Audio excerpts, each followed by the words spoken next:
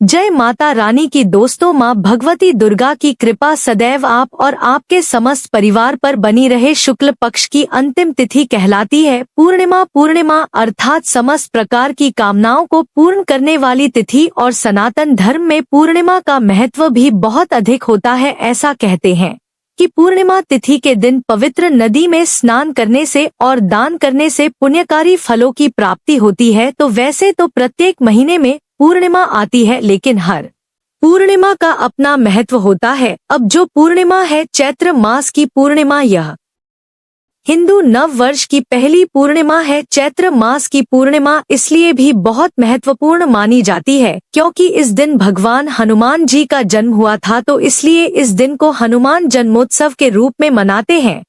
तो आज की वीडियो में आप जानेंगे कि साल 2025 में चैत्र मास की पूर्णिमा कब है, हनुमान जी का जन्मोत्सव हम कब मनाएंगे, पूर्णिमा तिथि कब प्रारंभ हो रही है, कब समाप्त हो रही है, चैत्र मास की पूर्णिमा पर स्नान और दान करने का सबसे शुभ मुहूर्त क्या है। अच्छा, कई भक्त हैं जो कि पूर्णिमा का व्रत धारण करते हैं, तो पूर्णिमा का व्रत उन्हें कब धारण करना है, चैत्र मास की पूर्णिमा पर पूजा हम किस प्रकार से करें, भगवान सत्यनारायण की कथा कब करें, और हाँ, भगवान हनुमान जी का जन्मोत्सव है तो हनुमान जी का जन्मोत्सव किस प्रकार से मनाएं, किस प्रकार से उनकी पूजा आराधना करें, यह संपूर्ण जानकारी आपको आज की वीडियो में शेयर करने वाली हूँ।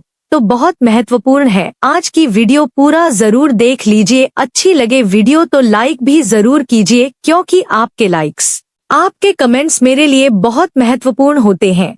यह एकमात्र जरिया है जिनसे मुझे पता चलता है कि आपको यह वीडियो अच्छी लगती है और आपके लिए यह वीडियो उपयोगी है। तो अगर वीडियो अच्छी लगे तो लाइक तो जरूर ही किया कीजिए। तो सबसे पहले जानते हैं कि पूर्णिमा तिथि कब प्रारंभ हो रही है, कब समाप्त हो रही है और व्रत हमें कब धारण करना है। तो देखिए, चैत्र मास की शुक्ल पक्ष की पूर्णिमा तिथि प्रारंभ होगी 12 अप्रैल को सुबह 3:21 पर और पूर्णिमा तिथि समाप्त हो रही है 13 अप्रैल को सुबह 5:51 पर। तो सूर्योदय कालीन पूर्णिमा तिथि के अनुसार 12 अप्रैल 2025 यानी कि शनिवार को चैत्र मास की पूर्णिमा तिथि मनाई जाएगी।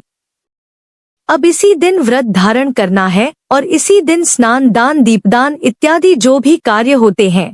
12 अप्रैल की ही पूर्णिमा है तो जो भक्त व्रत धारण करते हैं 12 अप्रैल को व्रत करेंगे। स्नान, दान, दीप दान पूर्णिमा का जो होगा वह भी 12 अप्रैल को ही किया जाएगा। अच्छा, हनुमान जयंती कब मनाएंगे, तो 12 अप्रैल को ही हनुमान जयंती मनाई जाएगी क्योंकि एक ही दिन की पूर्णिमा है, इसलिए पूर्णिमा तिथि के अनुसार जो भी कार्य होते हैं वह सभी कार्य 12 अप्रैल 2025 शनिवार को ही किए जाएंगे। 12 अप्रैल को सूर्योदय काल का समय आपको प्राप्त हो रहा है सुबह 6 बजे और सूर्यास्त का समय होगा शाम को 6:45 पर। ब्रह्मा मुहूर्त में स्नान किया जाता है पूर्णिमा तिथि पर, तो ब्रह्मा मुहूर्त का समय आपको प्राप्त हो रहा है सुबह 4:29 से सुबह 5:14 तक। यह ब्रह्मा मुहूर्त का समय है। इस समय में आप स्नान कर सकते हैं, दान कर सकते हैं, मंत्रों का जप कर सकते हैं, भगवान श्री हरि विष्णु की पूजा आराधना कर सकते हैं। ठीक है, तो स्नान दान का जो शुभ मुहूर्त है सुबह 4:29 से सुबह 5:14 तक रहेगा। बात करें अभिजीत मुहूर्त के बारे में तो 11:56 से दोपहर 12:48 तक यह समय अभिजीत मुहूर्त का है। इस समय में भी आप दान कर सकते हैं या फिर कोई भी पूजा पाठ कर सकते हैं, कोई भी शुभ कार्य अभिजीत मुहूर्त में आप कर सकते हैं। 12 अप्रैल को अमृत काल का समय आपको प्राप्त हो रहा है सुबह 11:23 से दोपहर 1:11 तक। भगवान सत्यनारायण की कथा करना चाहते हैं तो यह समय आपके लिए सर्वाधिक श्रेष्ठ है। वैसे भगवान सत्यनारायण की कथा आप सुबह भी कर सकते हैं। राहु काल को छोड़कर बाकी के समय को शुभ ही माना जाता है और शनिवार है तो राहु काल का समय है सुबह 9 बजे से 10:30 तक। यह समय राहु काल का है। इस समय में आपको कोई भी शुभ कार्य प्रारंभ नहीं करना है तो पूर्णिमा तिथि के दिन प्रातः काल जल्दी उठना चाहिए। उठकर नित्य कर्मों से निवृत्त हो जाइए, स्नान कर लीजिए। अगर संभव हो तो आप किसी पवित्र नदी में स्नान कर सकते हैं, नहीं तो अपने घर में भी गंगाजल मिलाकर अपने स्नान के जल में और उससे भी स्नान कर सकते हैं। इसके बाद भगवान सूर्यदेव को जल दीजिए और फिर अपने घर के मंदिर में विधि विधान से भगवान श्री हरि विष्णु की आराधना कर लीजिए। आज लक्ष्मी नारायण की आराधना विशेष रूप से करनी चाहिए, इससे आपको भगवान श्री हरि विष्णु और माता लक्ष्मी की स्थायी कृपा प्राप्त होती है। अगर आप पूर्णिमा का व्रत करते हैं तो अपने हाथ में जल और पुष्प लेकर व्रत का संकल्प ले लीजिए कि आज आपका व्रत है, और संकल्प लेने के बाद आप विधि विधान से श्री लक्ष्मी नारायण की आराधना कर लीजिए। जो भक्त व्रत करते हैं दिन में फलाहार कर सकते हैं, और अगर आपका व्रत नहीं है तो सुबह की पूजा के बाद आप सात्विक भोजन बिना लहसुन प्याज का भोजन कर सकते हैं। पूर्णिमा तिथि पर भगवान श्री सत्यनारायण की आराधना अवश्य करनी चाहिए। आप चाहे तो किसी ब्राह्मण को बुलाकर भी कथा करवा सकते हैं, या फिर स्वयं ही अपने घर में भगवान श्री हरि विष्णु और माता लक्ष्मी या फिर भगवान सत्यनारायण की फोटो है तो उनको स्थापित करके और विधि विधान से सत्यनारायण भगवान का ध्यान करके उनकी पूजा कर लीजिए, और कथा का पाठ स्वयं से भी कर सकते हैं।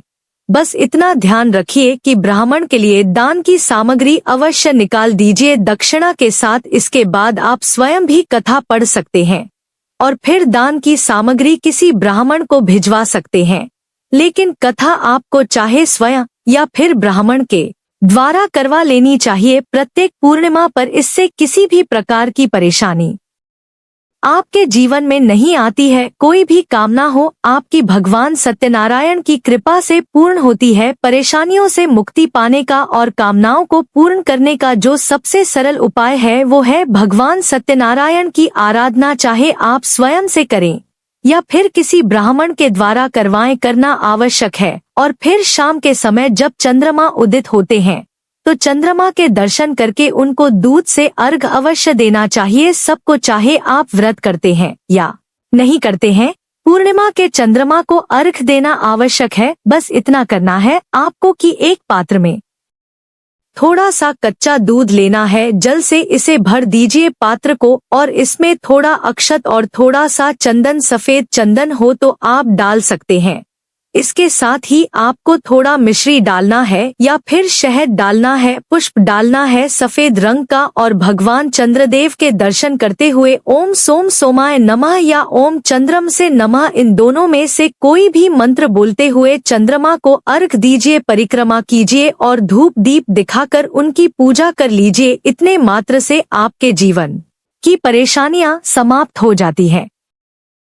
चाहे चंद्रमा से संबंधित हो या फिर घर में सुख समृद्धि का अभाव हो, दाम्पत्य जीवन में परेशानियां हो या फिर मनचाहा जीवन साथी आपको चाहिए तो चंद्रमा की पूजा अत्यंत आवश्यक है। और चंद्रमा की पूजा के बड़े सारे फायदे हैं, क्योंकि जब आप चंद्रमा का अभिषेक करते हैं तो इसके साथ ही भगवान शिव का अभिषेक भी हो जाता है। इसी प्रकार से जब आप शिवलिंग का अभिषेक करते हैं तो चंद्रदेव का अभिषेक हो जाता है, क्योंकि भगवान शिव के मस्तक पर ही चंद्रदेव विराजमान है। तो इसलिए घर के आसपास अगर शिवलिंग है तो शिवलिंग की पूजा कर लीजिए।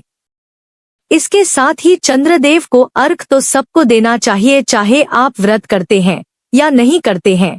पौराणिक ग्रंथों के अनुसार चैत्र मास की पूर्णिमा तिथि को ही भगवान हनुमान जी का अवतार हुआ था, तो भगवान शिव के अवतार हैं भगवान हनुमान जी, यानी कि रुद्रावतार हैं, 11वें रुद्रावतार हैं।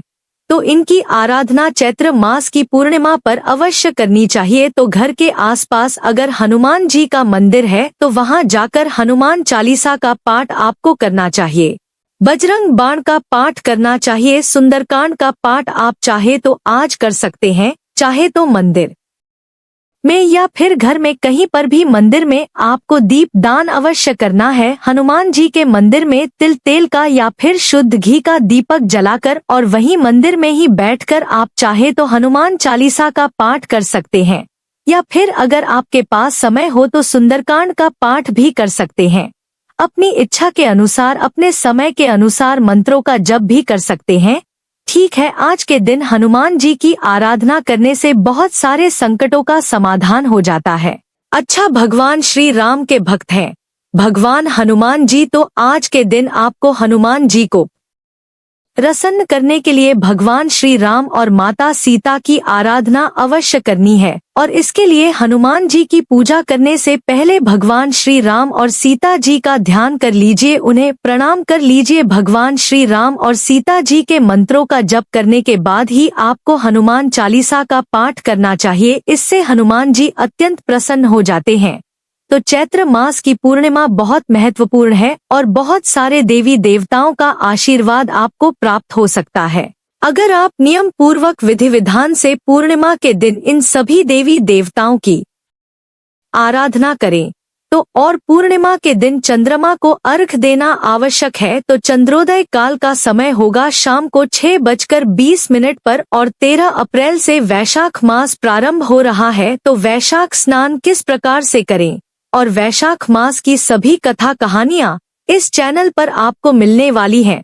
तो चैनल से जुड़े रहिए ताकि सभी जानकारी आपको सही समय पर प्राप्त हो। और इसके अलावा भी अगर आपका कोई प्रश्न हो, कोई भी विशेष वीडियो देखना चाहते हैं तो कमेंट बॉक्स में जरूर लिख दीजिए, तो बहुत जल्दी आपके प्रश्नों के उत्तर या तो कमेंट बॉक्स में ही मिल जाएंगे या फिर जैसे कि वीडियो के माध्यम से आपको जानकारी मिल जाएगी। तो उम्मीद करती हूँ यह वीडियो आपके लिए उपयोगी होगी। अगर वीडियो अच्छी लगी हो तो लाइक कीजिए, संभव हो तो शेयर भी कीजिए। और चैनल पर पहली बार आए हैं, अगर अभी तक आपने चैनल को सब्सक्राइब नहीं किया है तो आज की वीडियो अगर आपको अच्छी लगे तो चैनल को सब्सक्राइब कर लीजिए, बेल बटन को प्रेस कर लीजिए। इससे यह होगा कि इस चैनल पर जो नई वीडियो अपलोड होंगी उनकी नोटिफिकेशन आपको सही समय पर प्राप्त होगी। मिलती हूँ मैं आपसे अगली वीडियो में, तब तक के लिए जय श्री राधे।